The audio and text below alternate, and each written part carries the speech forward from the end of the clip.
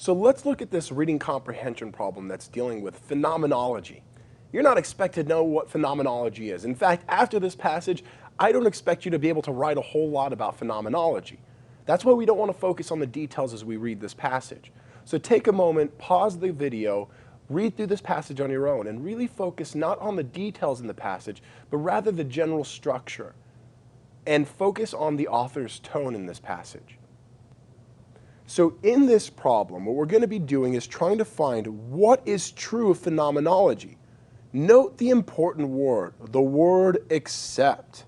That means that 4 of these answer choices will be true of phenomenology, 1 of them will not be. And the answer choice that's not true about phenomenology, that's in fact our correct answer choice. So be really careful when you spy the word except in a question stem. So in this problem, what we want to do is compare the answer choices to the details in the passage and eliminate the answer choices that are confirmed. Well, we can go by one and say, well, answer choice E, it is a philosophy created decades before it was applied to theater and performance scholarship.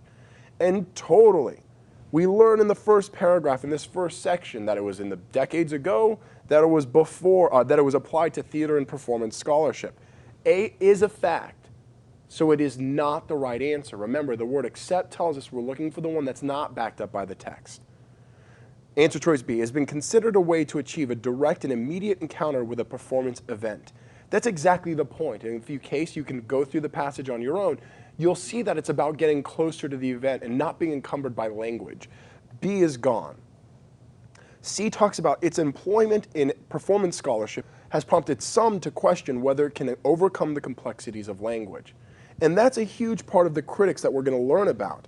Whether or not this is actually a way to overcome the complexities of language, this phenomenology, answer choice C is true. We got to eliminate it. We look to answer choice D. It involves cutting through a haze of secondary associations in order to access the essence of a performance event. That's the whole point of phenomenology, is to get through the verbiage to get directly to the description of the event. D is true, so it's not a right answer. Answer choice E must be correct because it's not employed to point out the way that language mediates a haze of secondary associations. Look at the end of the first paragraph. Accordingly, phenomenological criticism asserted that a more immediate visceral experience could be conveyed by suspending the haze of secondary associations. Notice that's not the same thing as answer choice E says, which is that it points out the way that language mediates a haze of secondary associations. Even though the phrase haze of secondary associations shows up in our passage, we've got to double check and make sure that it's still factually correct.